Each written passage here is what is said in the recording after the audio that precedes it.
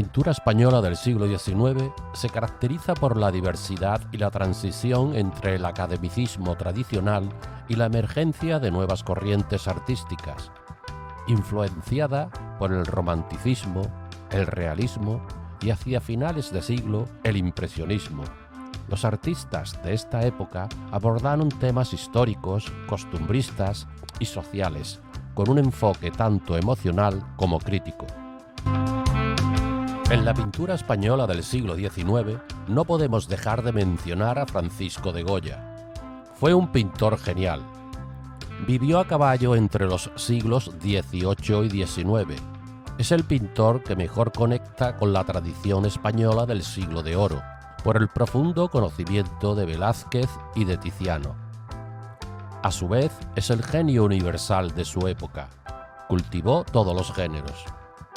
Goya evolucionó desde un estilo rococó de gran colorido en sus primeros años, donde nos da un recital de tipos costumbristas, toreros, gentes del pueblo de Madrid, como lavanderas, mozas de cántaro, majos y majas. Vemos la capacidad de Goya para reflejar la belleza de lo aparentemente corriente, hasta convertirse en un maestro del retrato, género que le iba a aupar a la fama. Sirva de ejemplo el retrato de Juan Bautista de Buguino, de 1827. Es un ejemplo de lo más moderno que se hace en España por aquel entonces, con un gran sentido realista, escueto de su pintura. Goya consigue ser nombrado primer pintor de cámara del rey Carlos IV, de quien realizará en Aranjuez su grupo familiar, efigiándose el artista en la penumbra a imitación de Velázquez en Las Meninas. En su obra también destaca la crítica social, reflejando con profunda sensibilidad los cambios políticos y sociales de su época. Lo vemos en los grabados y series como Los Caprichos o Los Desastres de la Guerra, donde exploró temas oscuros y universales como la locura, la guerra y la superstición. La paleta oscura y su pincelada suelta, como en las expresionistas pinturas negras, revelan un mundo interior turbio y visionario, lleno de pesimismo y crítica hacia la condición humana. Goya no solo retrató su época, sino que anticipó el arte moderno, convirtiéndose en un puente entre la tradición y la vanguardia. Otro pintor fue Vicente López, nombrado primer pintor de cámara del rey Fernando VII en 1815. Se convirtió en el retratista predilecto de la corte española. Destaca por su virtuosismo técnico. Lo vemos en el cuadro de Félix Máximo López de 1820, primer organista de la Real Capilla. El dibujo preciso, resultado de su rigurosa formación académica, que resalta los detalles mínimos, como los brillos de las uñas o los botones y el relieve de las chorreras, resuelto con un colorido brillante dentro de la tradición de la Escuela de Valencia. El impresionante realismo con que están descritas las manos y el rostro del compositor a base de pinceladas pequeñas y paralelas mantienen la herencia del barroco naturalista valenciano. La precisión con que están descritos los rasgos de su fisonomía, de gesto contrariado, con una mirada enérgica y penetrante en la que puede advertirse hasta el brillo lacrimoso de los ojos del anciano, muestran la objetividad y la fidelidad de los retratos de Vicente López. También pintó a Goya, cuadro de 1826. Es la obra que le ha dado mayor fama, aunque más por la identidad del retratado que por la indiscutible excelencia de su calidad pictórica. Otro ejemplo de virtuosismo y excepcionales dotes técnicas del artista es el retrato de María Cristina de Borbón, cuarta esposa de Fernando VII. A continuación hablamos de los dos artistas más sobresalientes en el neoclasicismo español, Juan Antonio Rivera y José de Madrazo. Habían estudiado durante la formación en París con el gran maestro neoclásico, Jacques-Louis David. De Juan Antonio Rivera contemplamos el cuadro de Cincinnato abandona el arado para dictar leyes a Roma en 1806. Puede considerarse como la obra maestra de la pintura neoclásica española, aunque no sea la más conocida. Destacamos la corrección del modelado de las figuras de diseño elegante y limpio, dispuestas a modo de friso en actitudes solemnes, dibujo muy estudiado, el colorido en tonos claros y la ejecución muy acabada. De José de Madrazo vemos La muerte de Viriato de 1807. La escena está concebida a modo de relieve, dispuestos los personajes en un solo plano principal, cerrado tangentemente el espacio por el cortinaje de la tienda, que también sirve para proporcionar el punto de fuga espacial al descorrerlo parcialmente para mostrar el fondo del campamento. Es el primer caso conocido de la pintura histórica decimonónica en el que la interpretación de los grandes acontecimientos de la antigüedad clásica vuelven sus ojos hacia un episodio de la historia de España, fuente capital en el desarrollo posterior del género a lo largo del siglo XIX, pero que aún constituye una mayor originalidad para el mundo neoclásico. En el tránsito del neoclasicismo al primer romanticismo aparecerán nuevos géneros. Uno de ellos es el paisaje, en el que destaca Genaro Pérez Villaamil. Vemos el cuadro Manada de toros junto a un río al pie de un castillo de 1837. Formó su personalidad como paisajista bajo la dirección influenciada del maestro inglés David Roberts, a quien conoció en una de sus visitas a España, y de quien aprendió el gusto por la interpretación fantástica y grandiosa de los edificios monumentales, la sugerente atracción romántica por las ruinas medievales y la intensidad poética de los efectos de luz, introduciendo así en España una nueva visión romántica del paisaje. El paisaje está resuelto con una técnica exquisita, a base de un dibujo preciso, como vemos en los distintos pelajes de las reses, en la espectacular fortaleza coronando el horizonte como protagonista suprema del paisaje. Vemos la capacidad inventiva del maestro. Otro gran género del romanticismo es el costumbrismo. Distinguimos dos aspectos. Por un lado, la tradición de Goya, cultivada por artistas que no conocen a Goya directamente, pues ya había fallecido, pero conocen su pintura y su dibujo. Destacamos a Leonardo Alenza. Vemos una de sus obras, El Viático, de 1840. Alenza captura una escena íntima y conmovedora, la llegada del sacerdote con el viático, la comunión para los enfermos en trance de muerte, a un hogar humilde. Alenza hace alarde de su destreza técnica, queriendo emular el gusto y tono vigoroso de Rembrandt, maestro al que tanto admira Goya, considerado entonces como el paradigma de la interpretación dramática de la luz. El pintor demuestra su dominio en el tratamiento de la luz artificial, iluminando la escena nocturna con el farol que lleva uno de los monaguillos, parcialmente oculto por las figuras de un padre con su niño dispuestos en audaz contraluz que portan otro cirio. Alenza llega a crear un ambiente de gran dramatismo con los efectos de luces y sombras, en los que los personajes quedan bañados en la oscuridad de la noche. La luz emerge de la oscuridad con una intensidad casi mística. También lo podemos observar en la obra El Sacamuelas. Eugenio Lucas es el otro pintor que sigue a Goya en el ámbito de la costumbre. Vemos La suerte de Varas de 1855, con una resolución enormemente suelta, abocetada, vibrante, que le identificó con el más legítimo seguidor de Goya. Vemos una resolución técnica muy moderna, de gran riqueza pictórica.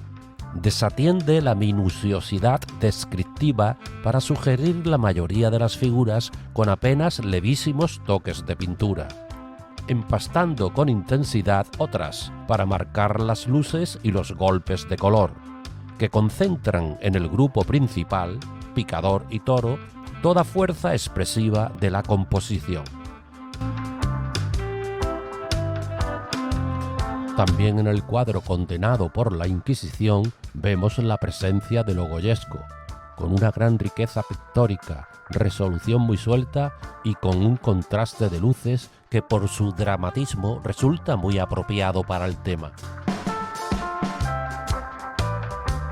En cambio, el romanticismo más moderado, más ecléctico, está representado por el pintor sevillano Antonio María Esquivel.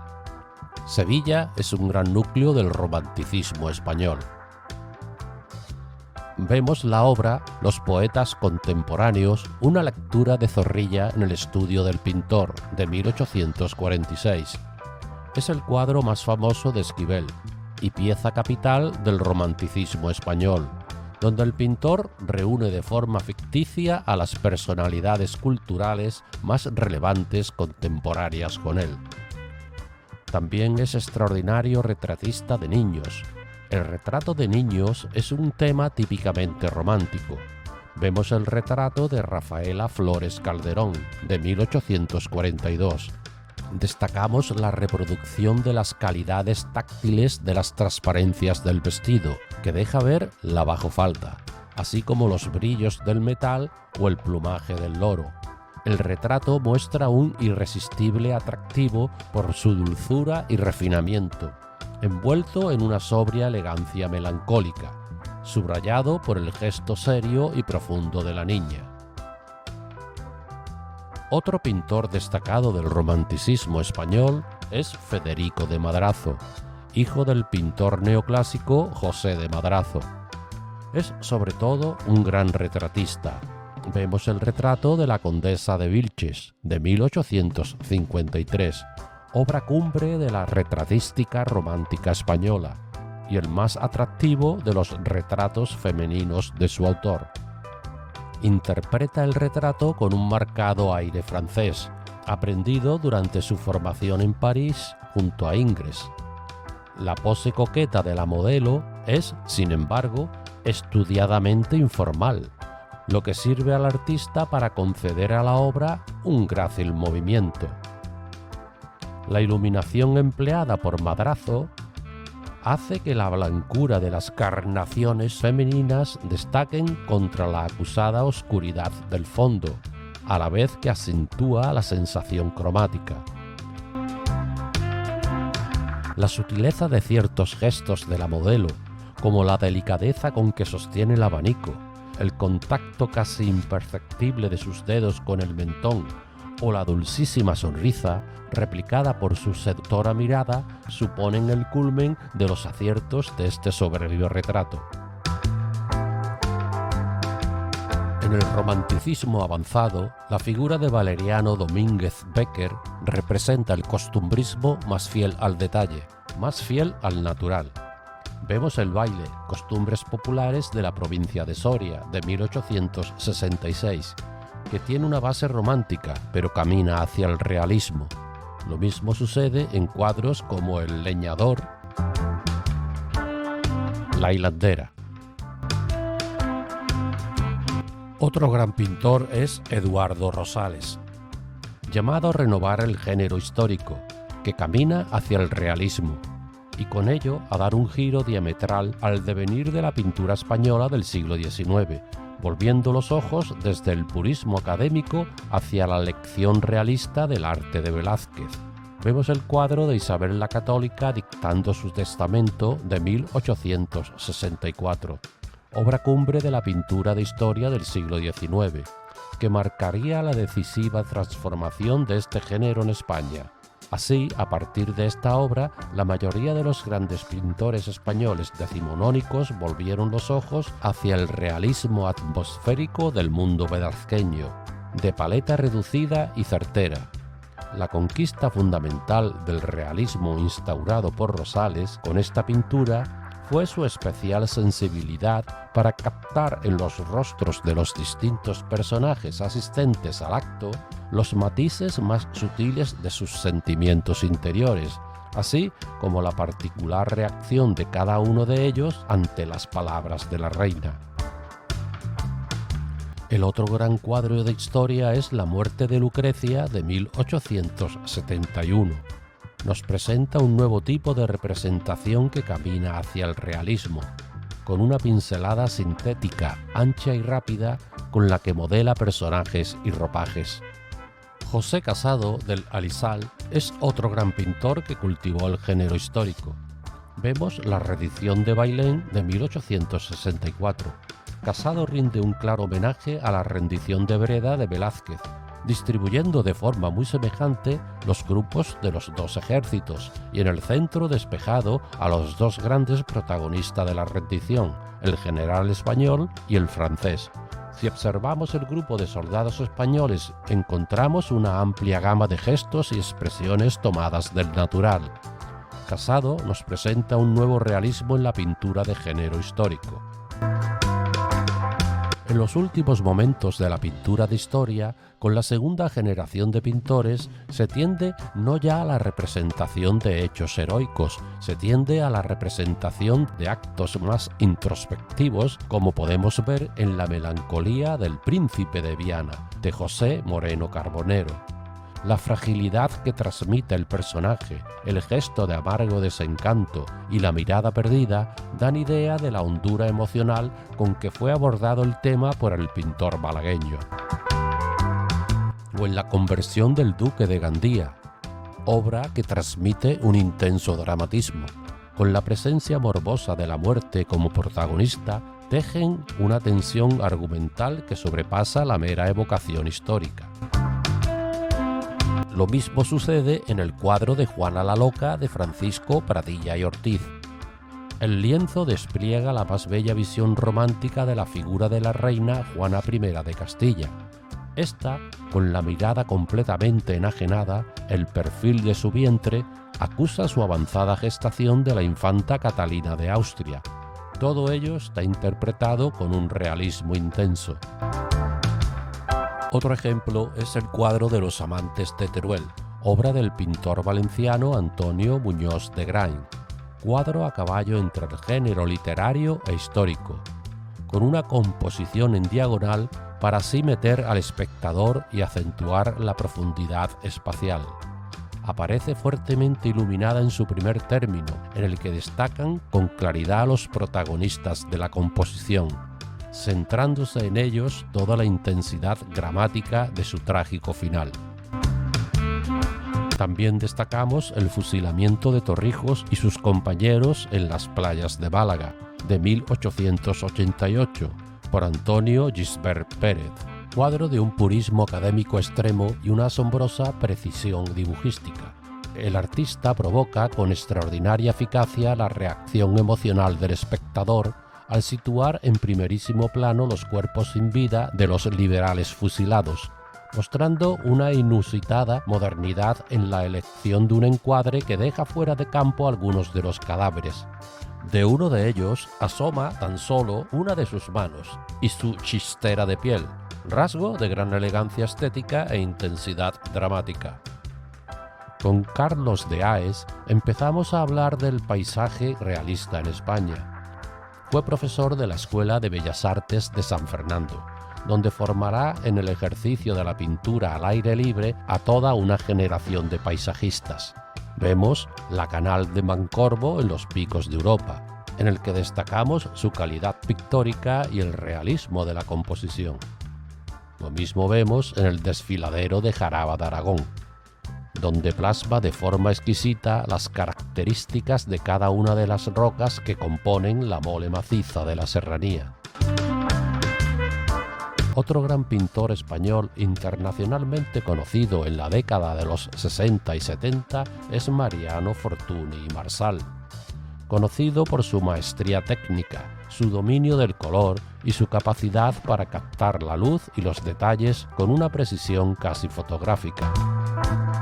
Fortuny desarrolló un estilo que combinaba el realismo con influencias del romanticismo y el orientalismo, fruto de sus viajes por Europa y el norte de África. Sus obras, como La batalla de Wavras o La vicaría, destacan por su dinamismo, riqueza cromática y atención al detalle, reflejando escenas históricas, costumbristas y exóticas con una viveza extraordinaria. aunque su carrera fue truncada por su temprana muerte a los 36 años. Otro gran artista es Martín Rico. Es un pionero en la introducción del paisaje realista en España, surgido dentro de la estela del preciosismo de Mariano Fortuny. Su especial captación de la luz y de las peculiaridades de las ciudades a las que viajó le dieron un gran reconocimiento en su época.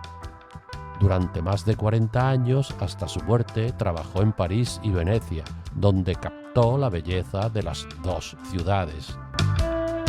De su estancia en París vemos Lavanderas de la Varenne, de 1864-65, obra de un marcado estilo realista, con una cuidada ejecución y una atmósfera limpia. Durante su estancia en Granada, en 1871, realiza obras con mucho colorido y especial luminosidad, cercanas a Fortuny, con quien entraría en contacto en esta ciudad. Sirve de ejemplo el cuadro Patio de la Escuela y también la Torre de las Damas en la Alhambra de Granada, donde además se observa la emancipación del realismo anterior. La vista de París desde el Trocadero, de 1883, muestra la fase madura de Rico, con la incorporación de una luz intensa combinada con una ejecución preciosista en tonos muy claros. Su obra en Venecia nos muestra su etapa más conocida. Allí utilizó sus grandes dotes de colorista para captar en todo su esplendor su ambiente y, en ocasiones, crear una Venecia sorprendente e imaginaria. Coincidiendo con un periodo de profundas transformaciones políticas, económicas y sociales en España, ganó fuerza en la década de 1870 un movimiento artístico, el realismo social, influenciado por el realismo europeo y por las ideas progresistas y reformistas que surgían en respuesta a la industrialización, las desigualdades sociales y las tensiones políticas de la época.